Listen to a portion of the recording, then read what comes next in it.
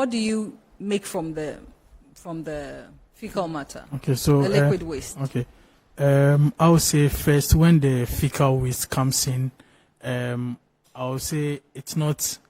You don't see any value in it, but we actually place value in it based on the treatment that we take the waste through. It comes with a lot of foreign materials like plastics and the diapers. fecal matter comes with plastics. Plastics, yeah. Where would they be coming from? Yeah, we normally sort from the public toilets. Okay. Yeah, because the whole idea is based on we are actually using the fecal for composting. Okay. And with the idea too is normally with the private fecal waste, people normally dump a lot of things into their water closets. All right. So you can't control that. So you definitely, even with the liquid waste, you still have some material in there. You have metals, you have paper, you have glass, I suppose. How does the separation in that space, how does it happen? For the fecal waste, since we are picking from the public toilets, the contamination is a little bit lesser than that of the private ones. So what we try to do, our system, we have a screen. Okay. So when the waste comes in, we screen to get out all the contaminants from that, and it's pumped into our mix pit. The mix pit is where we do all the magic. I'll say the magic of Safisana. So we don't just feed, we have a recipe. Because we want to produce biogas, we have the various waste streams and the amount of gas each can produce. So as the quality control person there, I come out with the feeding recipe. So I thought they mix this, and the magic is done. I mean, Simon, tell us. So are you saying that from the public toilets, that gives you a certain quality of fecal matter to deal with, and then the private households would also give you a different category? Yeah. Are you able to sort of, and maybe this is quite a pedestrian question, but we are learning. Are you able to sort of tell the quality of feces that you have to? Yeah. And which one do you put premium on? Yeah, we prefer the public. Rebecca, you're laughing. We prefer the public because you prefer the public feces? Yeah, because normally with the private, it comes along with a lot of water. When you flush, let's say about 10 grams of fecal comes along with about 20 liters of water. Wow. But with the public, the water content, so you have more of the solids in there. But that, even with that particular fraction, it even doesn't generate a lot of gas. Why? The organic which one generates a lot more? The public feces? Yeah, the public generates more than the private. The private. But with what we even get from that public, it's on the low. So then what are you looking for? So excreta can only come from human beings in this state, unless you bring in, let's say, cow dung and all of that. So that's why I'm saying we have a recipe. So the public toilets that we pick, it serves something like as a liquid for us. Okay. So we now add the other materials, and that actually gives the high yield of gas that we intend producing. So in let's make it in a month. About what kind of quantity of biogas are you able to generate? We normally measure it on a daily basis, and for a daily basis, for our CHP, we were able to produce about 1,000 cubic. But we did the research, and we'll be able to even produce more than 2,000 cubic with that. So let's just say you've been able to produce the 2,000 cubic, and what does that translate into? What can it power in the studio here? What can that power? Yeah, the biogas is not what powers, but it's the generator that we use. That is the CHP. Generator. Okay. That is the combined heat and power plant. All right. And the capacity of that is about 100 kilowatts per hour. Okay. So for a day, we are able to produce 2.4 megawatts.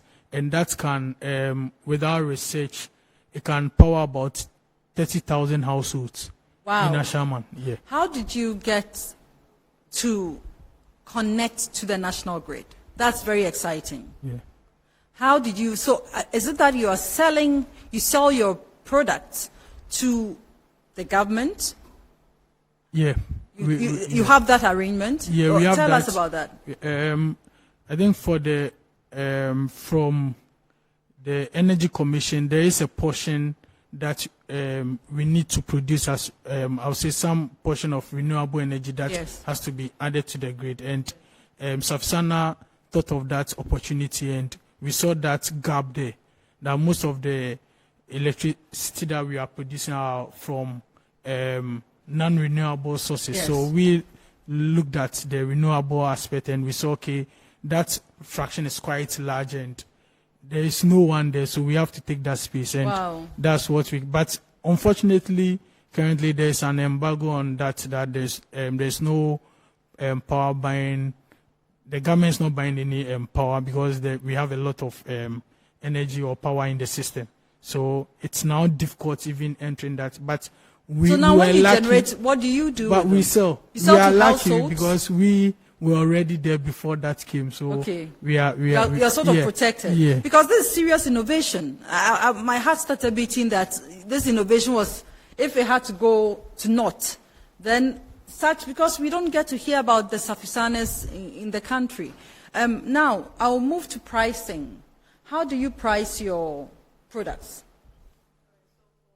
Compost. Rose, yes. Rose, tell us how you price your products. For our compost, 25 kg is 80 Ghana cedis. It's 80 Ghana cedis, yes. Okay. And for the insect larvae, 1 kg is 25 cedis. Okay. Yes. How many are you able to sell in a month? Right, so is the demand that high? There is a demand, but also demand meets supply, so the supply also has to be high. So we are in the process of scaling up. Yes, and also let me put it scaling up. Yes, don't worry about it. I know how. So how do you price? I've seen the range of products you have. For instance, and how do you price them? For instance, the picture frame design I did for you goes for 300 cedis. Okay. Customized designs also. It depends the size of the products. Let's say so a bouquet, a wedding bouquet. A wedding bouquet. Yes. If you want a customized one, that goes for 300. What would you use in making the wedding bouquet? Thank you. I use cardboard, old newspapers, and then aluminum foil and glitter foam sheets. Yes, so you tell me the colors of your program, then I will design for you. Especially, I look at your age, then I know the kind of design I should give you. And so it's a question of what materials you're using, yes, and the time you're spending. And the time that I'm spending. And then the size of the products. Now, Safisana, I think we've talked about the liquid waste. Yeah. I want us to talk about your solid waste. Okay. Now, the solid waste, obviously we have different fractions of waste in there. What do you focus on as Safisana? So we focus on the degradable ones. Okay. So we don't look at plastics, we don't look at metals, we don't look at papers and the others. So, Yeah, but when they find themselves in your court, what do you do? Yeah, You send them back? Those ones, what we normally do is it doesn't come in large quantities, but those ones still find itself at the landfill. Okay. Because the whole issue is even with bigger recycling plants, they still have landfills to dump their waste. The reason why we normally go with landfills are we actually have to take the organics out to reduce the amount of methane gas. Yes. Polluting the environment. So the plastics that comes along with our organics, we try to take our organics and work with that. So the organics, we're able to produce some compost with that. Yeah. How much are your products going for? Your compost? Yeah. So a bag. Yeah. Is like what size and then how much? Okay. So our compost, one bag, ours is 30 kg bag. And it goes for 35 cedis. So the 30 kg bag is like 25 kg of rice and the small one. So that is the 30 kg. Okay. And that goes for 35 cedis. But I would say we should it should even go above, because our main focus is helping the environment and also helping the people of Ashaman. That is reducing their waste. That's your project site. Yeah. So that's why we actually limit it to that 35 cedis, and that's what we. I want to move on to financing. These are wonderful ideas. Who is behind your ideas? Who is paying for all these ideas? I think we'll start with Becky.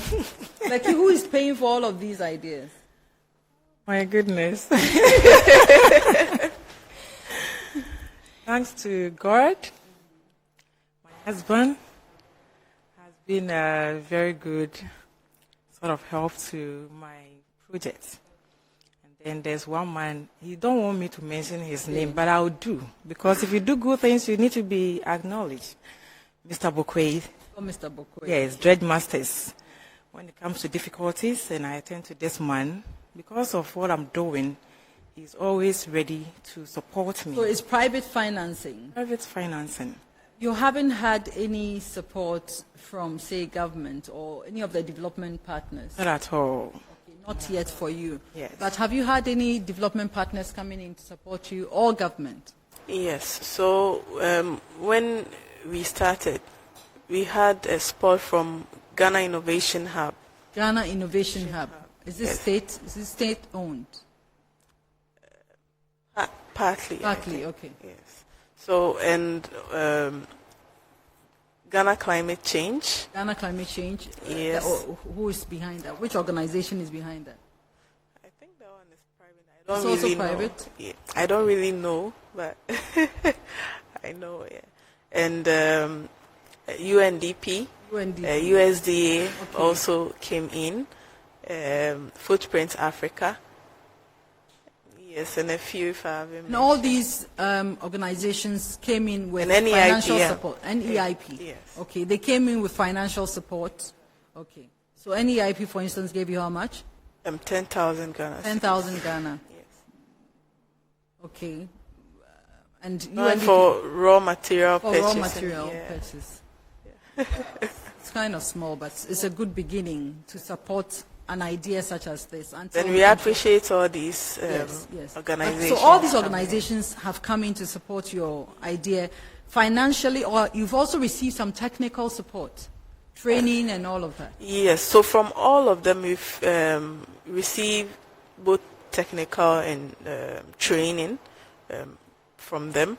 From UNDP, like this, we received, technical from them, and GCIC too. Yeah.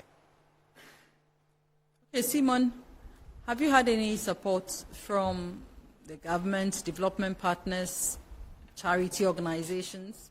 Yeah, we've had a lot of support. One of them is from the African Development Bank. Wow. They actually give us the startup seed to start the plant. We also got some support from To start the plant? Yeah. Okay. And that was also, about how much, if you don't mind? it was a big sum. Yeah, Okay. it's It was a a big big sum. amount, but Okay. yeah. We also got some support from the Netherlands government. Okay. And also, I would say some grants, GCC, Grand Canadian Challenge, and some other investors who also are supporting us. We've gotten some support from the government.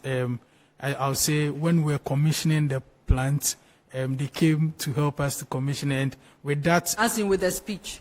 yeah, but with that also gives you Some a credibility leverage, yes. that the plant is being supported by the government. So Yes. that's one thing that we also got from the government. But no financial No, for support has come. finance, I'm yet to see that. Perhaps it's on this way, it's just crawling. Yeah. I mean, but I like the dimensions that all of you are coming in, some through private financing, others development partners, others a mixture. And I'm coming to the household level.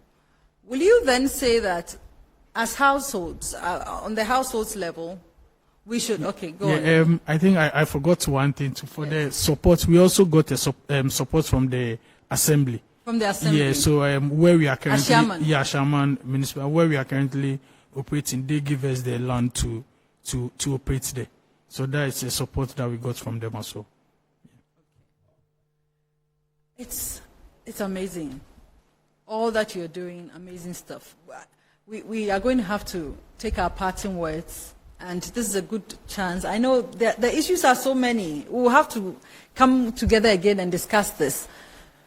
I'll start off with Madam Rose.